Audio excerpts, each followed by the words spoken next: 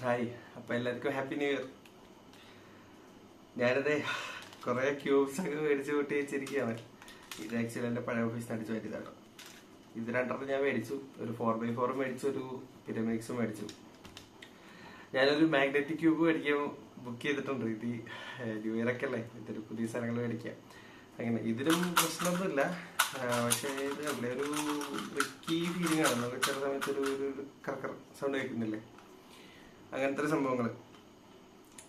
അങ്ങനെ എങ്ങനെ പോണു? കുഴപ്പമില്ല, സുഖമായിട്ട് പോണു. എന്താ പറയാ, ഡെവലപ്മെന്റ് ഒക്കെ അടിപൊളിയായിട്ട് പോകുന്നുണ്ട്.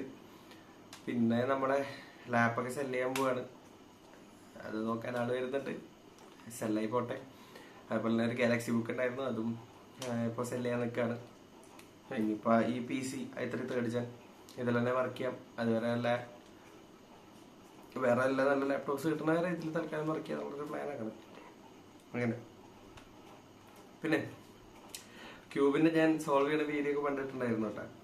ഇതിപ്പോ എത്ര സെക്കൻഡിനുള്ളിൽ സോൾവ് ചെയ്യാൻ പറ്റുന്ന വെച്ച് കഴിഞ്ഞാൽ ഭയങ്കര സ്ലോവാണ്. ആണെങ്കിൽ എന്തായാലും ഒന്ന് കാണിച്ചു തരാം. അതിപ്പോ തെറ്റിച്ച് ഞാൻ സോൾവ് ചെയ്യാം. ലൈഫ് ഇതേപോലെയൊക്കെ തന്നെയാണ് കിടക്കണേ.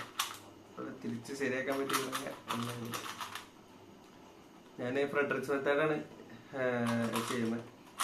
അപ്പോൾ വെച്ചാൽ നമുക്ക് ഫസ്റ്റ് 2 ലെയേഴ്സ് പെട്ടെന്ന് കംപ്ലീറ്റ് ആക്കാനുണ്ട്. അപ്പോൾ ഫസ്റ്റിൽ 2 ലെയേഴ്സ് കഴിഞ്ഞു. പിന്നെ OLL PLL ആണ്. അതെ, OLL